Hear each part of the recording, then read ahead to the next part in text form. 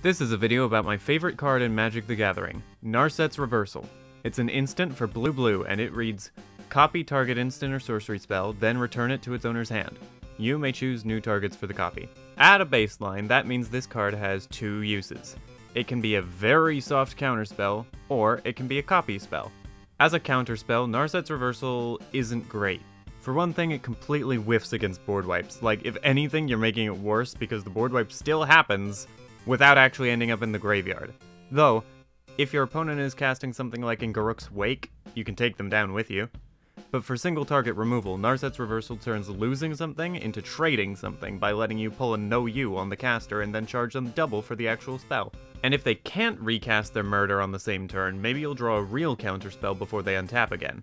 In some color combos, you can buff Narset's Reversal as a counterspell by combining it with instant force discard. There's not a lot of that, and if you're trying to get rid of an opponent's instant, you need to watch out for them just recasting it on top of the stack, but it's still a tiny bit of synergy.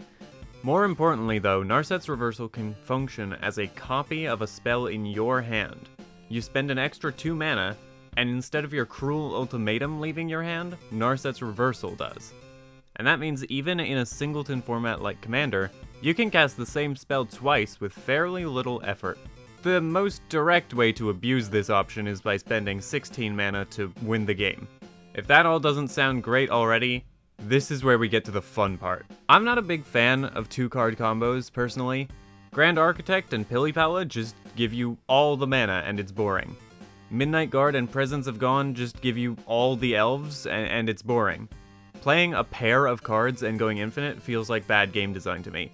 Playing a convoluted mess of cards and sprawling your way into an infinite combo feels like fun antics. So what web can we weave with Narset's Reversal? Technically, this is only a 2-card combo, but those 2 cards do basically nothing without extra ingredients. In fact, it literally doesn't work without a catalyst of some sort that you can target with Narset's Reversal. The other card you need is any method of configuring an instant, and the combo itself is something I've taken to calling Narset's Loop. Let's take the simplest example. We're going to loop Shock, targeting an opponent. We're going to copy with Swarm Intelligence, making all of our instants happen twice. For a red, Shock goes on the stack, and so does a copy of it. That's 1 mana for 4 damage. Not bad. Now we're going to cast Narset's Reversal, targeting Shock. Freeze frame right here. This is still 4 damage. Narset's Reversal will copy Shock, the 2 copied Shocks will resolve, and Shock will be in our hand. That's 3 mana to deal 4 damage, and we can spend another red for another 4 damage. But hold on. Swarm Intelligence is going to make a copy of Narset's Reversal when we cast it. What are we going to do with that? Here's the trick. We're going to target Narset's Reversal.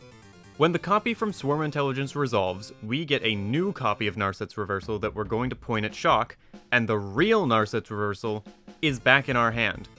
This leaves us with the same stack from the freeze frame before, except Narset's Reversal is still in our hand. Thus, the loop. For red, blue, blue, we're dealing 4 damage to an opponent and losing 0 cards from our hand. You can loop any instant or sorcery, and that means that with Narset's Reversal and any repeatable copy effect, you can cast any instant or sorcery an unlimited number of times. At least until you run out of mana. So, Brass's Bounty is a sorcery.